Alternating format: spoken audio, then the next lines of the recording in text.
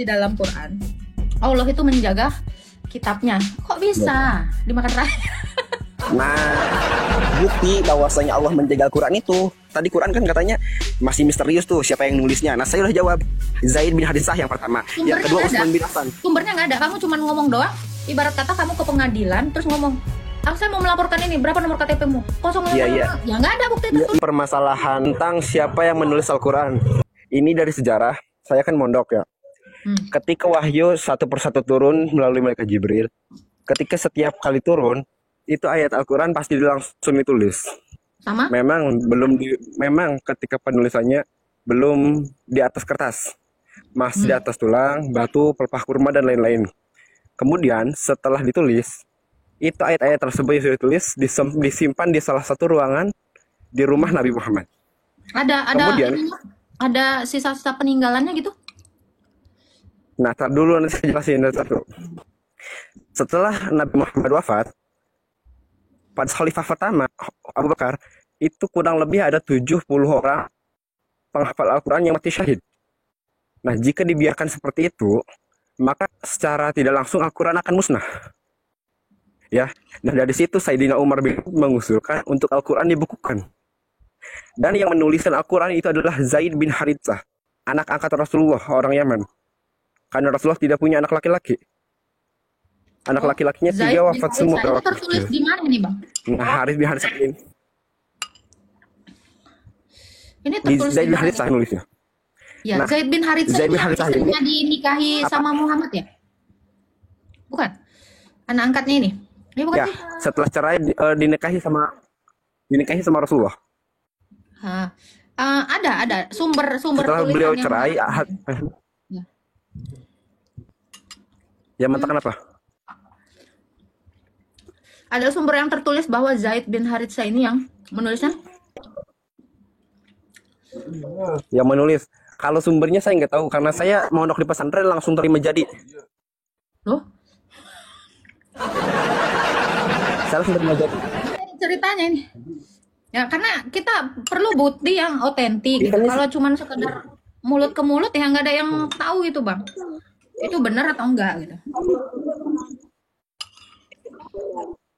Tapi setidaknya kan orang muslim tahu bahwasanya Al-Quran itu tidak dikarang asal-asalan.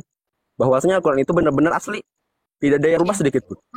Anda kan kebetulan mondok nih. Ya, tahu saya mau akui memang. Di zaman Utsman pembakaran Quran. Ya. Nah, kenapa dibakar itu? Iya tahu.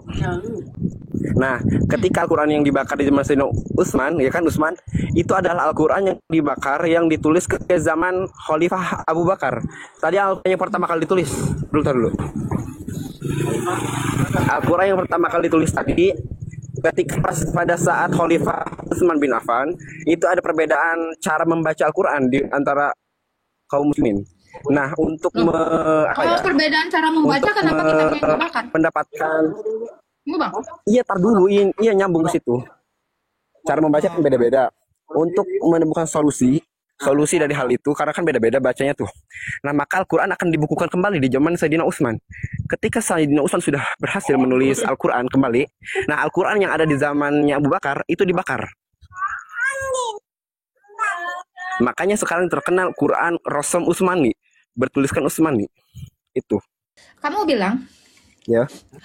Karena terdapat perbedaan cara membaca. Qurannya yang berbeda atau cara membacanya yang berbeda?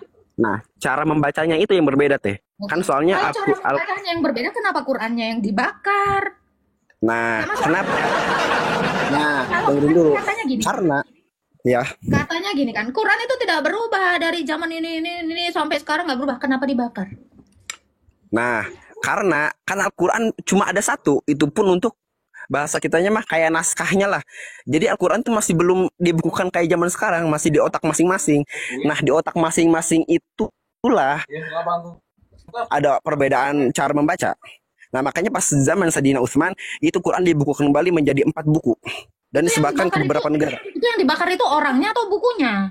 Buku yang pertama yang tulis sama Abu Bakar. Yang kamu bilang itu cara pembacaannya di otak masing-masing. Apa otaknya yang dibakar? Ini kan gak nyambung nih. Kalau ini, misalnya ini naskah.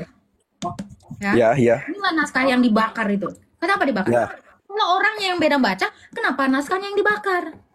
Tabokin Kan satu-satu, baca sesuai dong gitu dong. Secara logika, kenapa harus dibakar? Tanda tanya dong. iya iya. Taruh. Masih berisik di sini ya dulu. Hmm.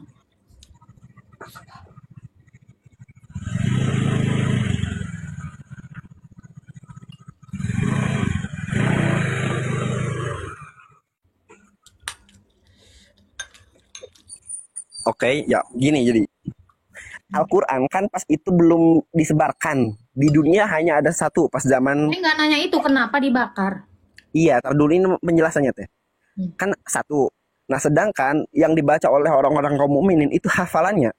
Hafalan kan lama-lama pudar, ada yang lupa, yang lama dia dibaca kan lupa. Nah, dari perbedaan semakin lama itulah orang-orang bacanya keliru, ada yang salah. Makanya Al-Quran itu ditulis kembali oleh Utsman bin Affan menjadi 4 buku dan dikirimkan ke beberapa tempat, yaitu 4 tempat. Nah, tujuannya untuk apa? Biar kaum muslimin ini yang salah tuh bisa ngelihat ke Quran yang tadi ditulis lagi itu yang 4.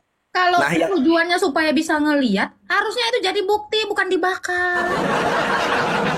ada teh buktinya. Quran yang 4 itu tuh, Quran yang 4. Oh, Quran Nah, ada itu 4. Quran yang ditulis Sayyidina Utsman itu jadi 4, ditulis jadi 4 buku. Nah, dari 4 buku, ya aku saya jujur ya, ketiganya, 3 dari 4, menurut yang saya dengar itu sudah habis dimakan rayap. Hanya tertinggal satu, yaitu lagi di Mesir.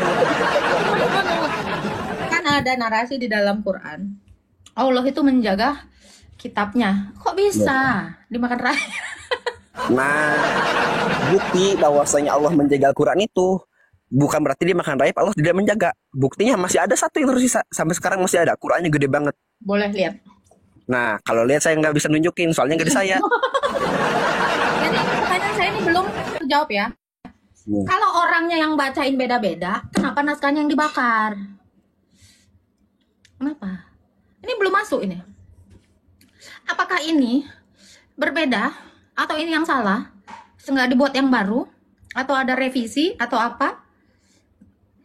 Mana? Kenapa dibakar? Harusnya disejajarkan biar melihat perbedaannya. Ini namanya jujur. Kalau dibakar, susah membuktikan yang mana yang benar.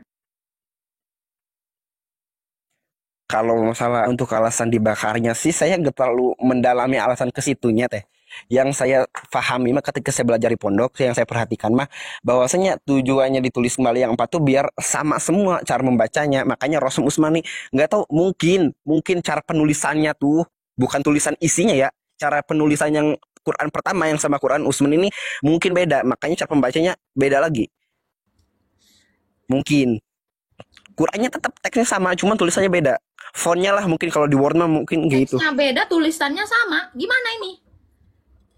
Hah? Tulisan itu ya teks, Bang. Allahu Akbar. Ayo teh, syahadat teh.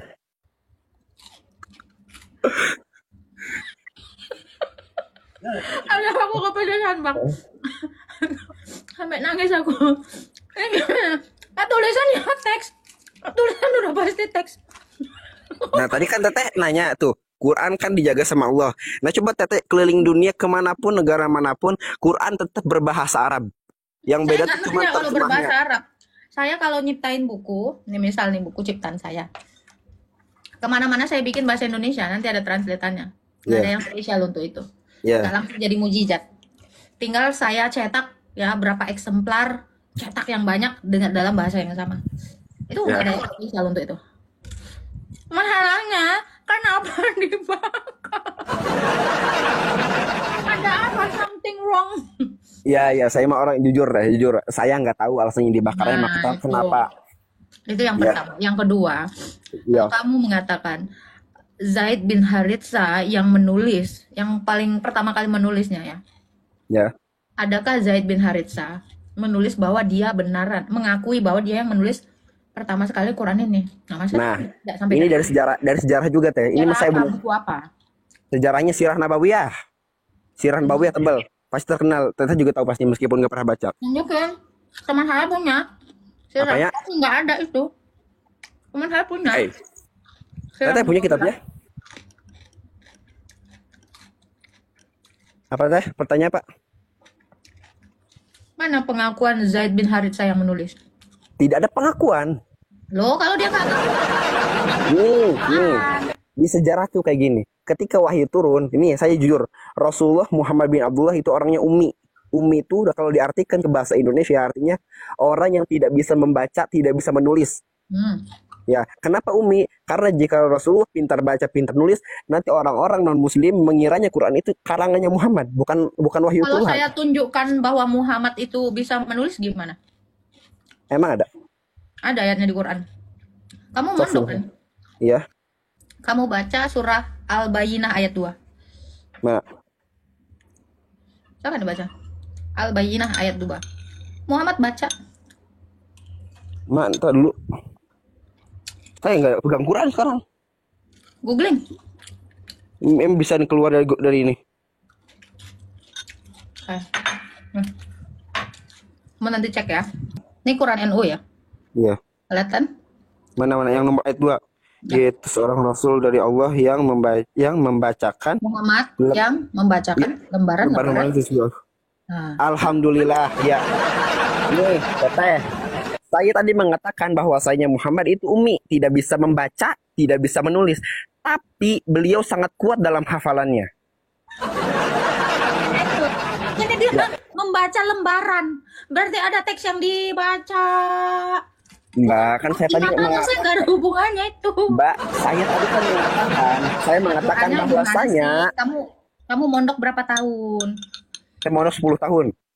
10 tahun masa kau nggak pernah baca Al-Bayyinah ini? Ya saya baca doang, nggak pernah baca terjemahannya saya mah. Nih, Mbak, kan tadi saya udah jelasin di awal pas saya pertama masuk room bahwasanya ketika wahyu turun itu langsung ditulis. Nah, itu ada ini pelepah kurma di daun kurma yang kering, di batu, di tulang. Nah, itu belum dicatat di buku. Belum dibukukan. Kamu tahu nggak ada hadis juga yang mengatakan bahwa waktu Muhammad mau meninggal, dia minta pena dan kertas mau menulis sesuatu. Terus Umar menolaknya. Jangan, kami udah cukup dengan Quran. Pernah dengar juga hadis ini? Pernah. Ngapain dia minta itu? Mau ngapain kira-kira dia? Nah, beliau ingin menulis wasiat. Yang mana wasiat itu memang baca tulis. Iya. Ya. Bukan berarti beliau meminta Quran dan pena, beliau yang menulis. Beliau yang orang lain yang beliau menyuruh orang lain untuk menulisnya atas perintah beliau. Siap. Mbak, saya tadi masuk ke rumah bukan untuk berdebat ya, Mbak. Saya mau orangnya cinta toleransi. Siap, makasih Pak. Ya. Sepupu dari mama saya juga Katolik. Saya rukun-rukun aja. Ini saya cuma ingin menjawab bahwasanya tadi Quran kan katanya masih misterius tuh siapa yang nulisnya. Nah, saya udah jawab. Zaid bin Haritsah yang pertama. Yang kedua Utsman bin Affan. Sumbernya nggak ada. Kamu cuma ngomong doang. Ibarat kata kamu ke pengadilan terus ngomong, saya mau melaporkan ini, berapa nomor KTP-mu? 0. Iya. Ya nggak ada bukti itu. Iya, saya paham maksud Mbak, saya paham. Karena saya kan sekolah pernah aliyah, Mbak, madrasah aliyah. Nah, di madrasah aliyah ada pelajaran namanya Qurdis. Nah, si gurunya itu yang ngejelasin bahwa saya ini yang pertama nulis Al-Quran Haji Zaid bin Haritsah, yang nyetusin Umar, yang merintahin Abu Bakar, yang nulis kedua Sayyidina Utsman. Saya langsung dengar dari guru. Gimana masa guru saya datengin gitu? Ada bukunya? Bukunya ada di rumah saya. Buku Quran hadis saya bisa ada. Oke. Nggak apa-apa. Nah, Mbak, ini saya mau nanya, Mbak. Boleh. Di Kristen kan ada siapa tuh? Rasul Paulus, siapa tuh? Terus siapa lagi? Nah, itu tuh Rasul Paulus gitu tuh diutusnya setelah Isa atau sebelum Isa? Atau sesudah Yesus atau sebelum Yesus? Sesudah apa sebelum? Sebelum itu apa maksudnya? Maksudnya tuh setelah Yesus diutus, datang Paulus diutus jadi Rasul. Diutus apa gimana sih? Coba aku belum paham pertanyaannya. Maksudnya gini kan kalau di Islam Yesus atau Isa itu nabi. Nah, sedangkan di Kristen kan menganggap beliau Yesus itu Tuhan. Dan juga di Kristen ada keyakinan bahwasanya mengimani Paulus sebagai rasul. Nah, ini Paulus itu hidup di zaman sesudah Yesus atau sebelum Yesus? Hidup di zamannya Yesus. Bahkan Yesus itu menganiaya murid-muridnya. Di zaman Yesus berarti sezaman ya? Ya. Sezaman. Oke.